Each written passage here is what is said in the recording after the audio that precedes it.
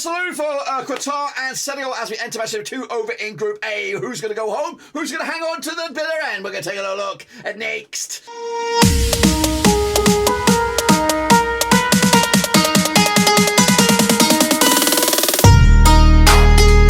That's right, folks. Back once again with a 5-minute preview. Looking forward to Group A. That's right. Second match Sundays. Second chance Sundays, of course, for Qatar and Senegal. Both sides coming to this on the back of a defeat. Can they bounce back? At the first time of asking, we'll take a little look in a second. If you're new, where you been? Smash your subscribe, but of course, bang up to date. All Senegal related, Qatar related, World Cup related. We've got it all here, boys, under one roof. Of course, don't forget a big shout out to the VIPs. They are the patrons. You know who you are. But anyway, let's get cracking and have a little look at these boys then, of course. Locking horns at the Al Tumana Stadium on the 25th of November. Qatar with Felix Sanchez goes up against Senegal and Alou Cisse. That's right. Take a look at the hosts then, of course, who are qualified or bought their way to World Cup ownership back on the 2nd of December 2010. It's their first and only World Cup, and I doubt they'll be back in it anytime soon, to be honest with you.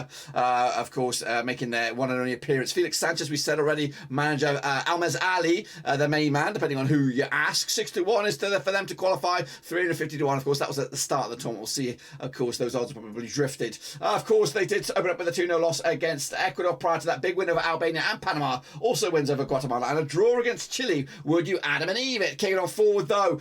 Take a look at the table. The table looks like this, and the currently doesn't look good for Qatar. Bottom of the pile there. Of course, level though on points with Senegal ahead, and of course, both sides have conceded 2 goals so far in the tournament. But what about, of course, the squad right now? Let's have a little look at that squad for Qatar coming at you in all its glory. Some familiar names already from, of course, day one, match one, of course, and take a look at them right now.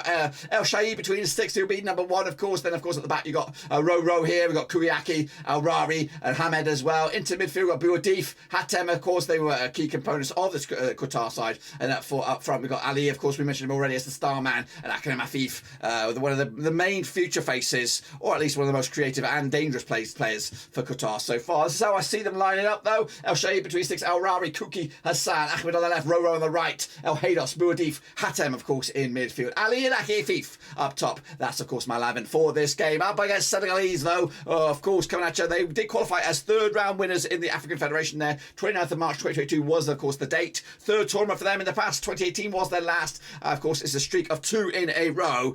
Can they match or even better the 2002 berth when they finished in the quarterfinals? Alou Cisse was there as a player, but he's here now as a manager. Sadio Mane is dubbed the VIP, but is no longer involved with the Senegalese setup. Picked up an injury, of course, prior to the World Cup. So Koulibaly is your main man. 11-8 on is, of course, the odds for Senegal. 66-1 is the long shots heading into this game. But, of course, Senegal do come in on the back of that 2-0 loss against the Dutchies. Prior to that, draws against Iran, big wins over Bolivia, and, of course, Mozambique, of course, were on their resume. This is, of course, the situation for them in the table. They, of course, are in third, level on points with Qatar, but both sides have conceded 2 goals. They wrap up the streak, though, up against Ecuador, which could be, of course, a bit of a zinger chicken dinner final as well between these two sides. Of course, could duke it out for that number 2 spot. We'll see about that. Let's take a look at the squad then, shall we? Of course, 3 decent goalkeepers in Mendy, Gomes and Deng. And then, of course, into defence, we've got Koulibaly, Papa Abou Cisse as well, and Salabali, of course, from Real Betis. Into midfield, we've got likes of Idrissa Gueye, Papa Gueye, Czech Coyote, of course, was injured in the last game. He might not be involved in the next one. Then, of course, we have Ismail Sarr, we have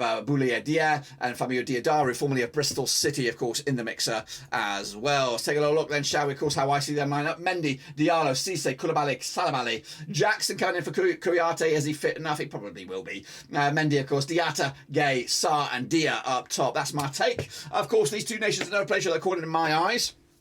Coming into this, though, Qatar 58% form for them, just 1 defeat at the back. It's actually 2 defeats past 6 for them heading into this. As for Senegal, same deal, 2 defeats at the past 6, 58% form for them at the moment. Of course, to take a little look at the vote. The vote is out there, and of course, a whopping 94% have gone in favour of Senegal.